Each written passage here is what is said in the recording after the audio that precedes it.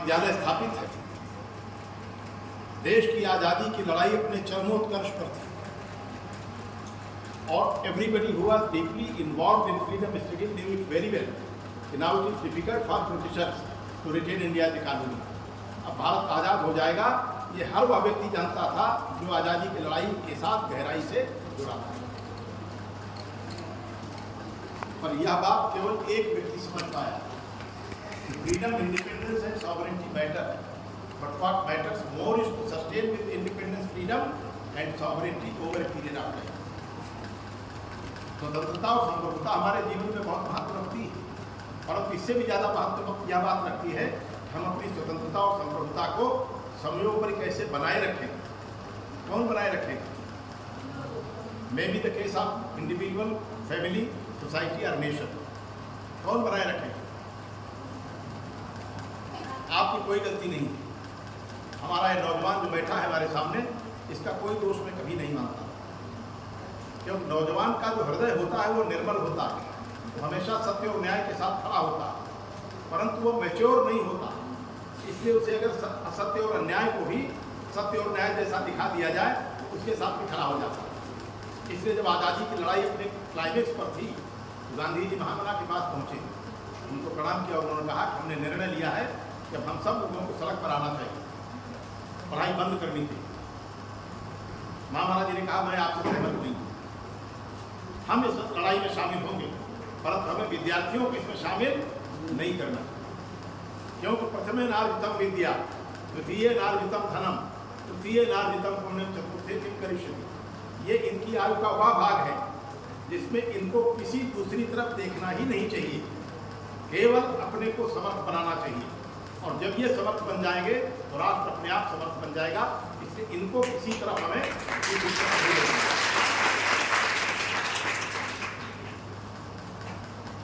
और बताना कि केवल एक बात एक व्यक्ति समझ पाया, स्वतंत्रता और संप्रभुता की रक्षा समयोपरि कैसे हो सकती है। कौन व्यक्ति, कौन समाज, कौन राष्ट्र लगातार स्वतंत्र और संप्रभु रह सकता है? वही व्यक्ति, वही समाज, वही राष्ट्र जो शिक्षा और ज्ञान की दृष्टि से स्वतंत्र और संप्रभु है, वही समयोपरि अपनी स्वतंत्रता और संप्रभुता की रक्षा करने में सफल हुआ।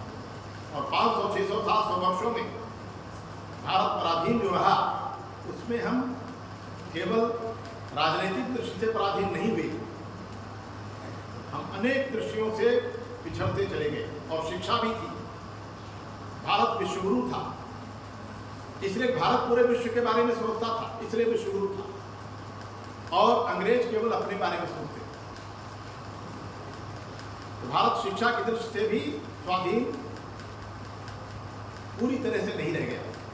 इसलिए महामना ने भारत को शिक्षा और ज्ञान की दृष्टि से स्वतंत्र और संप्रभु बनाने के लिए काशी हिंदू विश्वविद्यालय की रचना की। आज हमारी शिक्षा नीति कहती है कि शिक्षा जो है वो होलिस्टिक है और इंटीग्रेटेड है, परंतु होलिस्टिक और इंटीग्रेटेड शिक्षा क्या होती है, ये मुख्यमंत्री जी की अध्यक्षता में कमेटी थी, मैं भी उसमें मेंबर था। मैंने कहा था होलिस्टिक और इंटीग्रेटेड क्या होता है, इसे देखना है तो एक बार BHU जाइए। BHU begins from nursery, 4 primary school, 4 inter college and goes to any extent of higher education. Primary से शुरू होता है और कोई विषय ऐसा नहीं है जो वहाँ नहीं है। BHU भारत का पहला विश्वविद्यालय है आधुनिक भारत में, जिसने इंजीनियरिंग में डिग्री देने का काम शुरू किया भारत में। इसके पहले कोई नहीं। इंजीनियरिंग में आपको डिग्री लेनी है तो आपको विदेश जाना पड़ता।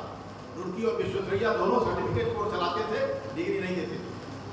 अब मालवीय जी को भारत को स्वतंत्र और संप्रभु अगर बनाना था, उन्होंने शिक्षा और ज्ञान की दृष्टि से भारत को स्वतंत्र और संप्रभु बनाने के लिए BHU की स्थापना की, जिसमें इंजीनियरिंग भी शुरू हुआ। लोगों ने कहा इलेक्ट्रिसिटी कैसे पढ़ाएंगे, बिजली तो है ही नहीं। तो दोपहर तक अध्यापक लोग पढ़ाते थे और दोपहर के बाद शाम तक कोयला डाल कर बिजली बनाते थे। BHU का अपना पावर हाउस, शहर को भी बिजली BHU ने दिया। तो एक तो शिक्षा आवश्यक हमारे लिए क्यों, और शिक्षा या हमारी इस आवश्यकता को पूरा कब करेगी, जब वह हमारी संस्कृति के मूल में प्रतिष्ठित हो। क्योंकि शिक्षा का उद्देश्य केवल लोगों के मस्तिष्क का परिष्कार करना नहीं है, उनके हृदय को भी परिमार्जित करना है। Education is a tool not only to enlighten human minds but also their hearts. And this education will be capable to do only when education is rooted in basic values of the nation.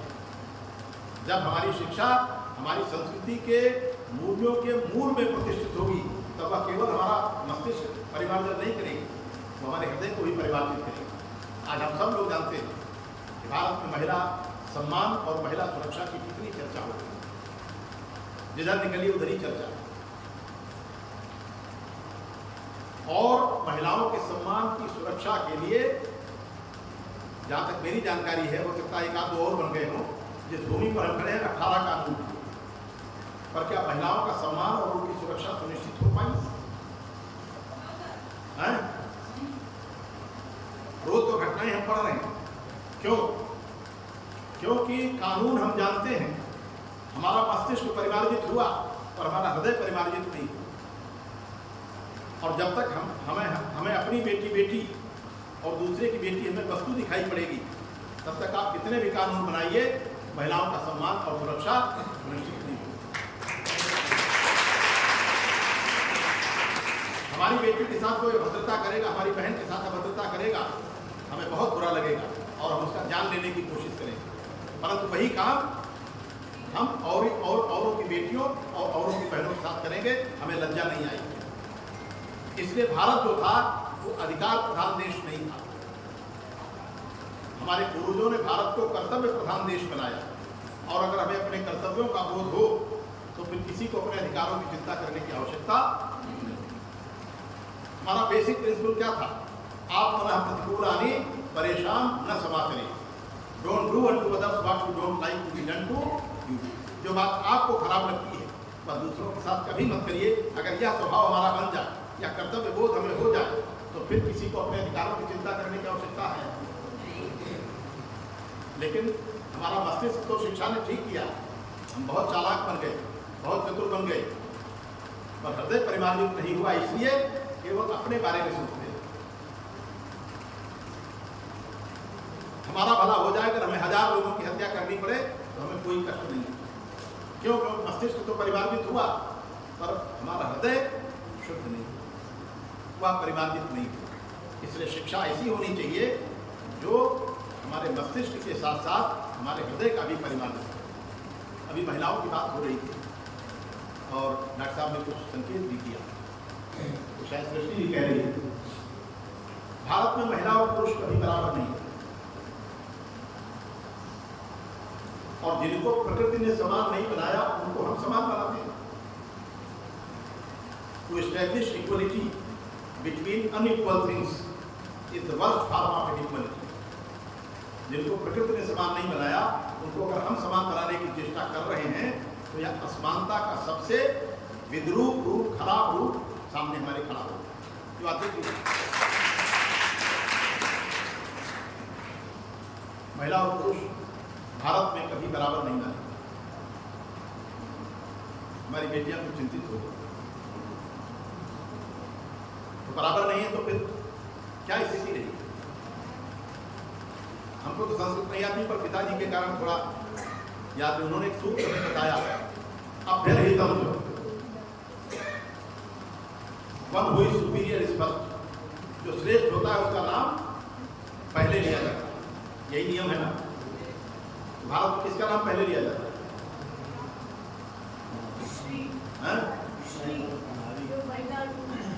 माता पिता, वहां से शुरू करते हैं। माता पिता, पिता माता नहीं। सीताराम, राधेश्याम, भवानी शंकर, गौरी शंकर, गिरिजा शंकर, लक्ष्मी नारायण, पहले नाम किसका था? 3 ऋण बताए गए हमारे यहाँ। कौन कौन?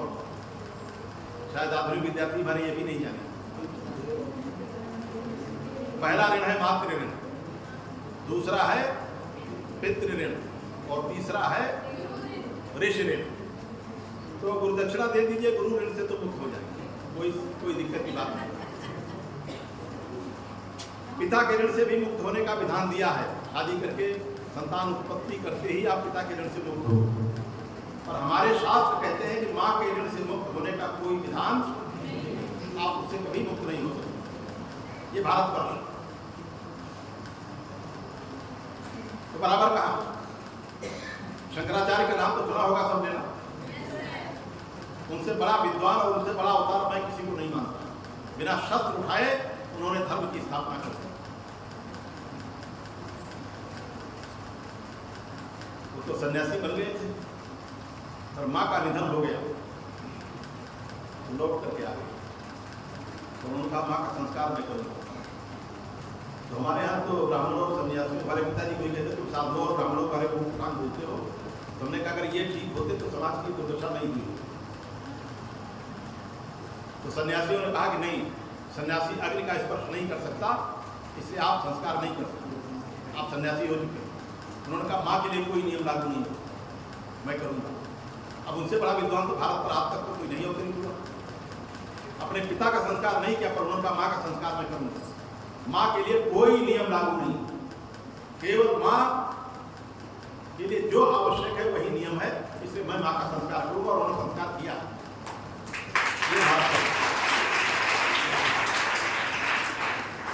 क्यों महिलाएं बड़ी हैं? क्योंकि भारत अधिकार प्रधान देश नहीं, कर्तव्य प्रधान देश है। और कर्तव्य के मामले में महिला और पुरुष की कोई बराबरी नहीं। हमने जहां से शुरू किया कि भारत परिवार हमारे विचार जीवन का आधार है, और परिवार किनके बल पर चलते हैं। हमारा भी संयुक्त परिवार था, 40-50 लोग थे। जो चीज़ सबसे स्वादिष्ट होती थी अंत में खत्म हो जाती थी, पर उससे हमारी माँ और दादी को कोई कष्ट नहीं होता। कहती थी ये सबको अच्छा लगा, कल इसको थोड़ा और बनाना, ये नहीं हमारा खा गए।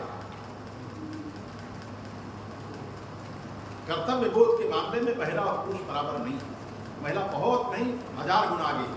इसलिए हमारे यहाँ कहा गया है माँ का स्थान पिता से 100 गुना बड़ा, 1 गुना 2 गुना नहीं बड़ा।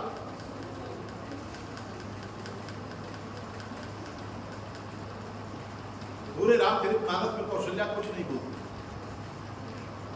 जो हो गया सब ठीक, पर पुत्र को राज्याभिषेक की जगह वनवास हो गया, इस पर माँ का हृदय विद्रोह करता है। और फिर जो कहती है उसे पता लगता कौन बड़ा। जब केवल पितुआय सुताता तो जन जाओ जान बड़ी माता। अगर केवल तुम्हारे पिता ने कहा जंगल जाओ तो you need not to go and tell your father that mother has overruled your decision. माँ ने मना कर दिया। तो ओवररूल कौन करता? अभी हमारे यहाँ एसडीएम साहब बैठे थे, एडीएम के आदेश को ओवररूल कर देंगे, या हाईकोर्ट के आदेश को डिस्ट्रिक्ट जज साहब ओवररूल कर देंगे। लेकिन उनका बड़प्पन देखिए, जैसे राम ने कहा, हमारे यहाँ विमाता शब्द भी नहीं है, केवल पिता का आदेश नहीं, माँ भी इसमें शामिल है, हमारे कई भी। तो कौशल्या का बड़प्पन देखिए, तुरंत पीछे हटती, शी स्टैंड्स विथड्रॉन। जो पितुमात कहो बन जाना तो कानन शत अवश्य माना। बेटे अगर दोनों ने कहा तब तुम जाओ, और वो जंगल तुम्हारे लिए 100 अयोध्या से बड़ा होगा। और राम राम बने, अगर राम जंगल न जाते तो राम राम नहीं होते, जंगल जाने से ही राम राम बने। वही माँ का आशीर्वाद। जब जब कोई दुविधा में पड़ता तो उसे दुविधा से निकालती है महिला। लक्ष्मण जी ने अपनी माँ से आदेश ले लिया कि मैं भैया के साथ जंगल जाऊंगा। सुमित्रा ने आदेश दे दिया कि हम जाओ। तब उर्मिला के कक्ष की ओर बढ़ रहे हैं तो पैर कांप रहे हैं। अगर उर्मिला मना कर देगी तब क्या करें? तब दरवाजे पर पहुंचते तो आपकी ने खड़ी कि आप जाइए, मैं 14 वर्ष में जाता हूँ। आप लक्ष्मण की दुविधा में रहा। वही लक्ष्मण जी वीर घातिनी सांगी लगी है। हनुमान जी पूरा हिमालय लिए चले आ रहे हैं। भरत को भ्रम हो गया कि कोई राक्षस अयोध्या को नष्ट करना चाहता। उन्होंने बाण मारा, हनुमान जी नीचे आ गए। भ्रम दूर हो गया जब हनुमान जी कहते हैं जल्दी जाने दीजिए, नहीं तो लक्ष्मण जी नहीं बचेंगे, सवेरा होती ही खत्म हो गया। तो अगर आज की सुमित्रा होती तो क्या कहते? पत्नी के लिए हमारे बेटे को मरवा दिया, और वो क्या कहती? हनुमान जी चिंता मत करिए, राम अकेले नहीं, हमारा एक बेटा और सवेरे लंका पहुंच जाए। उनके पीछे खड़ी उर्मिला क्या कहती? हनुमान जी आप निश्चिंत रहिए, आराम से जाइए, सूर्य में साहस नहीं है कि आपके पहुंचने के पहले वो उदय हो जाए।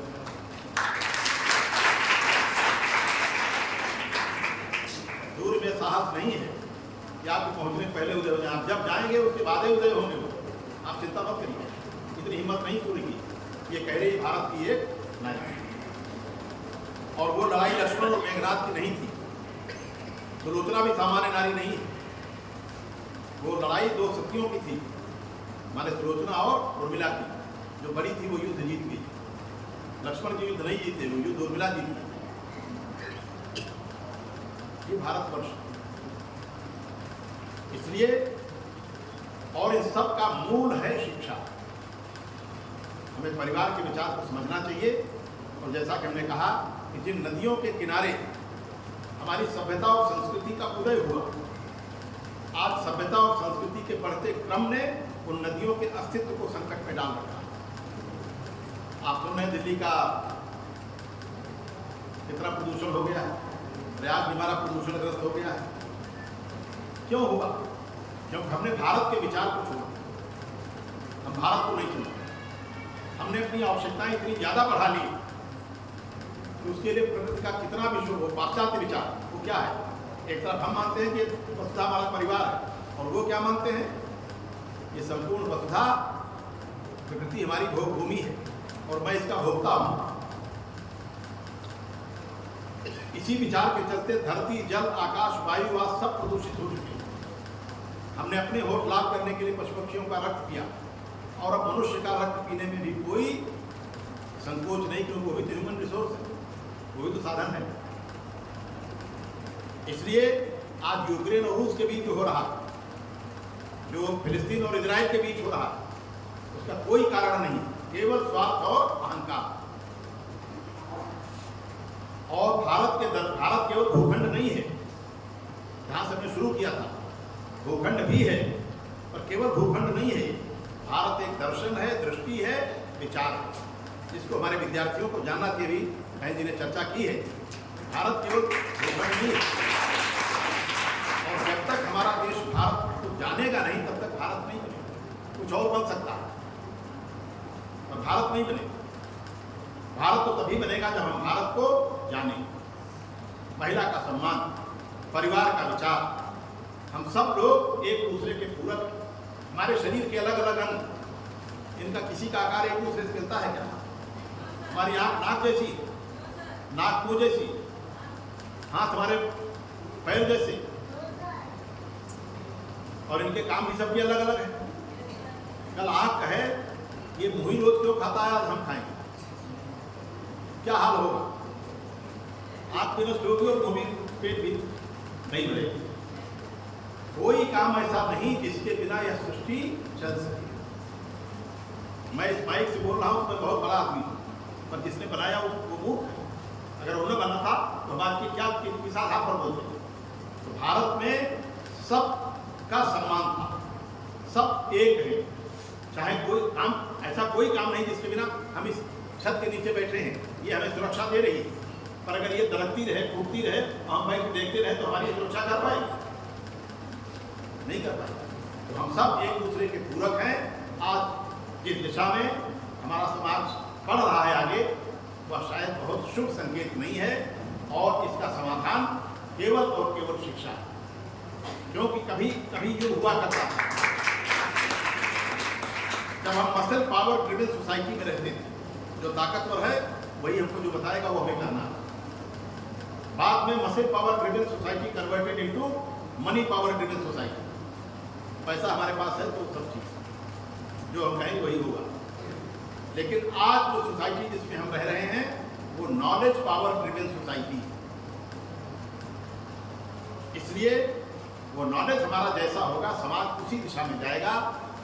इसलिए हमारी शिक्षा जो है वह ऐसी हो जो हमारे मस्तिष्क का भी परिमार्जन करे, हमारे हृदय का भी परिमार्जन करे।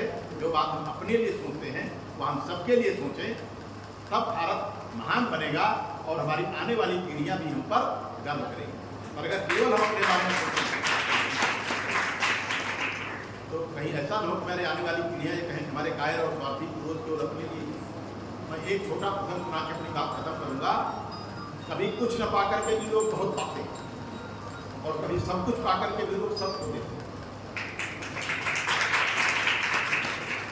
राणा प्रताप युद्ध जीते थे, मोर्चे जीते, पर युद्ध नहीं जीते।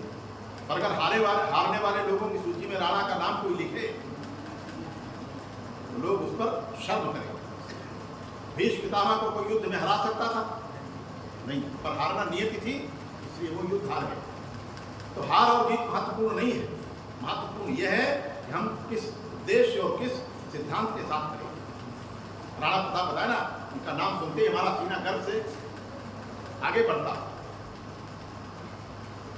चंद्रशेखर आजाद की मां बीमार है, इलाज के पैसे नहीं। भगत सिंह को खबर मिली, वो भागते हुए आए, राणा के पास, चंद्रशेखर आजाद के पास पहुंचे। उन्होंने कहा रिवाल्वर की 22 गोलियां हैं, अगर 4 गोलियां हम भेज दें तो माँ का इलाज हो जाएगा। क्योंकि माँ का प्रश्न था, इसलिए आजाद भी भावुक हो गए। और उन्होंने कहा नहीं, हमने चौरी चौरा कांड और काकोरी कांड अपनी माँ के इलाज के लिए नहीं किए, ये गोलियां भारत माता के लिए, हमारी माँ के इलाज के लिए नहीं। भगत सिंह ने फिर कुछ कहा तो उन्होंने कहा कि नहीं, अगर बहुत मजबूरी हुई तो 4 नहीं, केवल 1 गोली काफी होगी। और एक षड्यंत्र के तहत जब भारत माता का वीर पुत्र किसी कंपनी बाग में प्रयाग में घिर गया और अंग्रेज उनको जिंदा पकड़ना चाहते थे, और उनका प्रण था कि आप हमको जिंदा पकड़ नहीं सकते, गोलियां उनके पैरों में मारी जा रही। अब वो न खड़े रह सकते हैं न चल सकते हैं, पर पड़े पड़े भूमि पर भारत माता के वीर पुत्र ने 8 अंग्रेजी सैनिकों को इसी कंपनी बाग में मार गिराया और अंतिम गोली अपने कनपट्टी पर दागी। इसलिए म्यूजियम में रिवाल्वर रखा है, गोलियां नहीं रखी। क्या मेरा था, देश के प्रधानमंत्री थे क्या, वो राष्ट्रपति थे कुछ, पर उनका नाम आज भी हम सम्मान से गर्व से लेते हैं। हमारा सीना गर्व से चौड़ा हो जाता है जब इन लोगों का नाम आता है। एक बार ऑल इंडिया रेडियो के एक डायरेक्टर ने हमको फोन किया कि परसों, बहुत अच्छी लड़की है, परसों सर आपका समय चाहिए। हमने कहा ठीक हो जाएगा, पर विषय क्या है? अरे राम प्रसाद बिस्मिल की जयंती है, मुझे अपने ऊपर शर्म आई, मुझे पता ही नहीं राम प्रसाद बिस्मिल, बस केवल इतना जानता हूँ कि काकोरी कांड में उनको फांसी हुई। बाद जब पढ़ा तो मुझे और कष्ट हुआ कि हमारे बगल के जिले के हैं। और जितना जितना पढ़ते गए मन भारी होता है। राम प्रसाद बिस्मिल के बड़े भाई को भी फांसी हो गई, मैनपुरी मिस्ट्री कांड की। अब ये क्रांतिकारी बन गए। बाद में उनकी फांसी की सजा काला पानी, और बाद में काला पानी भी माफ हुआ, पर ये क्रांतिकारी बन चुके, अब वापस नहीं हो सकते। 30 साल में इनको फांसी हो गई, और 30 साल में इस आदमी ने 11 पुस्तकें लिखी। हमारा काम था किताब लिखना और पढ़ना, हम 66 साल पूरे हो गए, हम 11 किताब नहीं लिख पाए, पर इसने 11 किताबें लिखी। और 11 किताबें एक भाषा में नहीं, अनेक भाषाओं में। और उन 11 किताबों पर अंग्रेजों ने प्रतिबंध लगा दिया, क्यों? उसे क्रांतिकारिता भड़क रही।